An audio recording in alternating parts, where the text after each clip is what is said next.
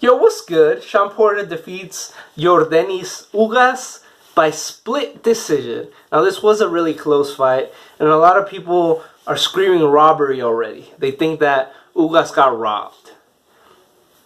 I gave it to Shawn Porter. I gave it 115-113 to Shawn Porter.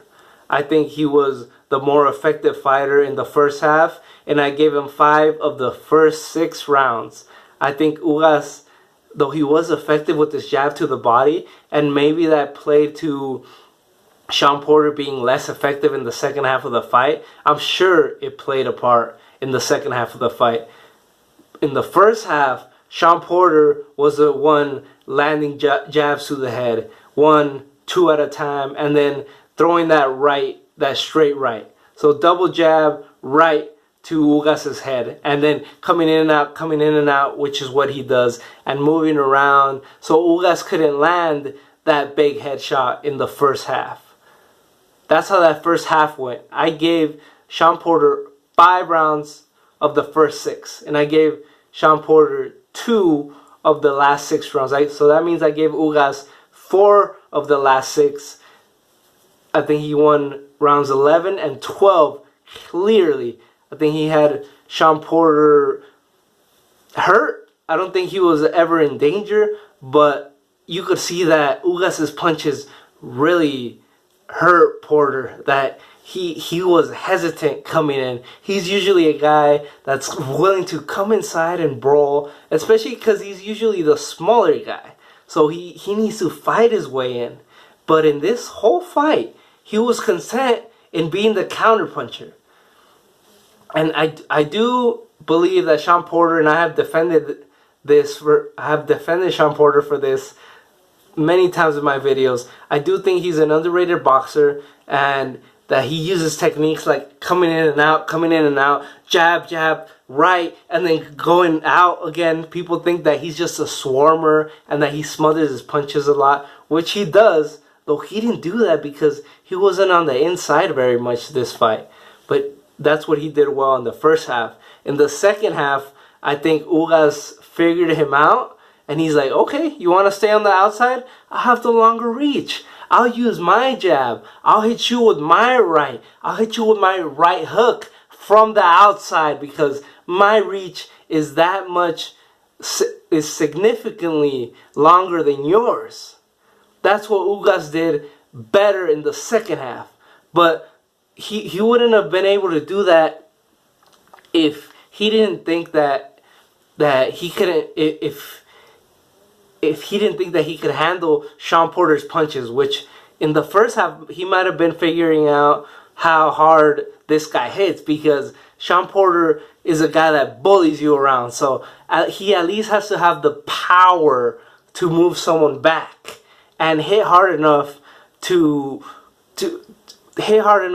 for you not to throw with him coming in, especially because he comes in with his chin up, his head up a lot.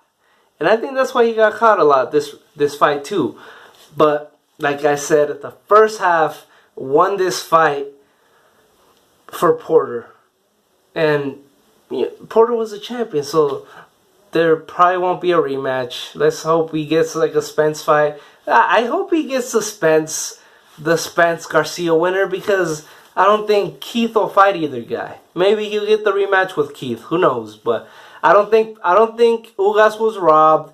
But I definitely think that Ugas put himself on the map with this fight, and that he'll give any welterweight trouble because of his pedigree and because of his physique, his height, his reach.